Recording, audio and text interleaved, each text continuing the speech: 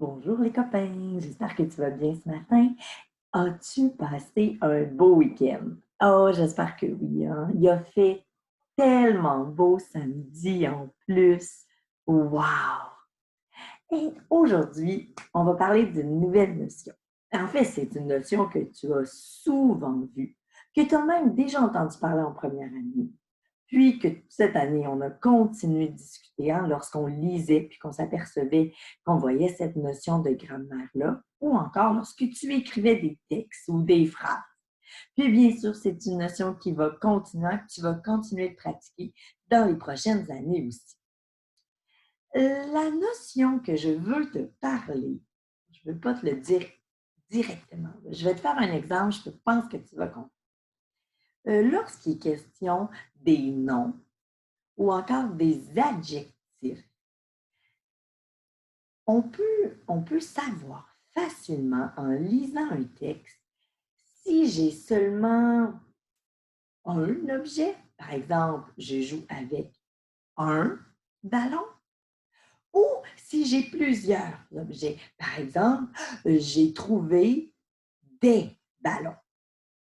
As-tu remarqué la différence entre les deux?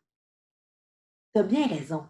Dans la première phrase, hein, un ballon, eh bien, le petit déterminant un m'indique bien que j'ai seulement un seul ballon. Juste un. Est-ce qu'il y a quelque chose que j'ajoute à la fin de ballon? Non, rien du tout.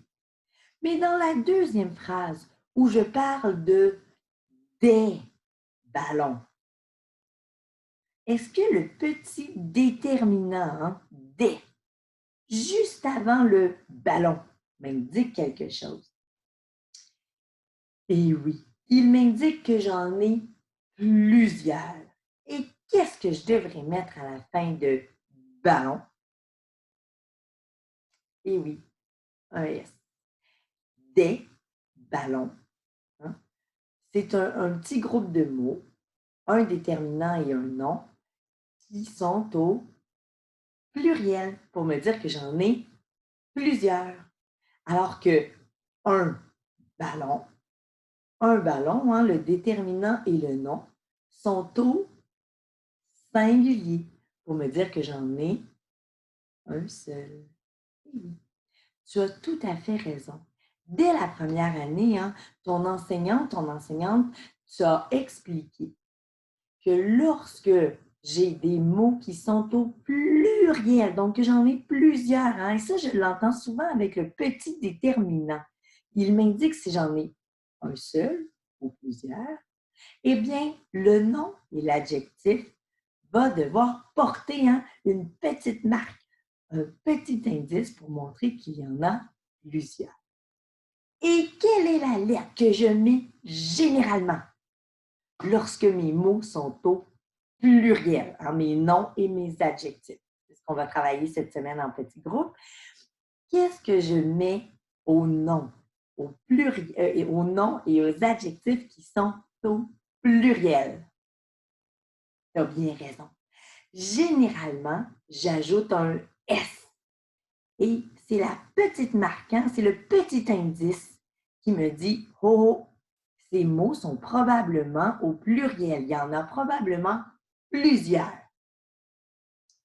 Bien évidemment, est-ce que ce sont tous les mots qui prennent des S au pluriel? Et non. Il y a certains mots qui prennent d'autres lettres. En fait, une autre lettre. Tu as bien raison. Je t'entends déjà. Il y a certains mots qui ne prennent pas de S au pluriel. Et si, par exemple, je te dis la phrase « J'ai, en fin de semaine, j'ai discuté avec mes neveux. » Neveu, tu as bien entendu, hein, et tu sais bien que le mot neveu se termine par un E, U, le son E. Et qu'est-ce que je vais mettre à la fin de neveu si ce mot-là est au pluriel? Donc, il y en a plusieurs. Tu as bien raison. À ce moment-là, je mettrai un X. Et Et oui, les mots qui se terminent par « eux », lorsqu'ils sont au pluriel, prennent généralement un X. Par exemple, si je te dis qu'il y a eu beaucoup de feux, hein, il y a eu des feux de forêt, eh bien, feu va prendre un X au pluriel. Tu as tout à fait raison. Eh oui, il y a des hors-la-loi. En connais-tu? En deuxième année, il y a 3 mots hors-la-loi que l'on va connaître, que l'on va apprendre. Je te les montre à l'instant. Regarde bien. Ce sont ces 3 mots. Bleu, hein, on parle autant de la couleur que lorsqu'on se fait mal. Hein, j'ai des bleus. Émeu, l'animal, tu le vois bien. Et pneu. Ce sont 3 mots qu'on pourrait utiliser facilement dans une phrase et qui, eux, même lorsqu'ils sont au pluriel, ne prennent pas un X, mais bien un S. Ce n'est pas la seule catégorie de mots, les mots en E, qui prennent un X lorsqu'ils sont au pluriel généralement. En effet, oui, les mots en O, donc les mots qui se terminent par AU, comme noyau, ou encore les mots en EAU, comme manteau ou chapeau. Ce sont des mots qui, eux aussi, prennent un X à la fin. Bien évidemment, encore dans cette catégorie-là de mots, il y a des hors-la-loi.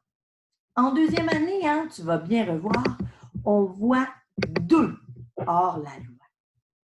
Et oui, on voit le mot landau, qui prend un S à la fin, et le mot sarrau. Tu vois la chemise blanche?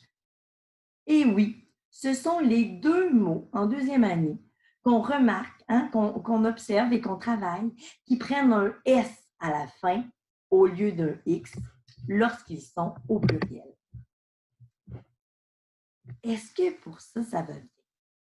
Oui, donc tu te souviens bien que les mots en EU, AU, EAU prennent généralement un X. Mais, comme on vient de voir et je te les remontre à l'instant, il y a quelques mots qui sont des hors-la-loi. Le mot bleu, hein, autant la couleur que ah, je me suis fait des bleus. L'émeu, hein, l'animal, et le pneu. Lorsqu'ils sont au pluriel, ces mots-là prennent des S au lieu du X habituel. Même chose pour le mot landau, hein, tu remarques, une poussette, et sarrau. Souvent, hein, les scientifiques, les chercheurs vont porter la chemise blanche comme ça, qui est un sarrau. Ce sont les 2 exceptions en deuxième année que nous remarquons qui prennent bel et bien un S au lieu du X. Très bientôt, je vais te faire une deuxième capsule sur le pluriel, mais avec une autre catégorie de mots. Les mots en OU. Mais pour ces mots-là spécifiquement, je vais te faire une deuxième petite capsule que tu pourras regarder très, très, très bientôt. Ou que tu as peut-être déjà regardé si tu as débuté par la capsule du OU. Sur ce, je te souhaite une belle journée, travaille bien et on se revoit très bientôt. Bye bye!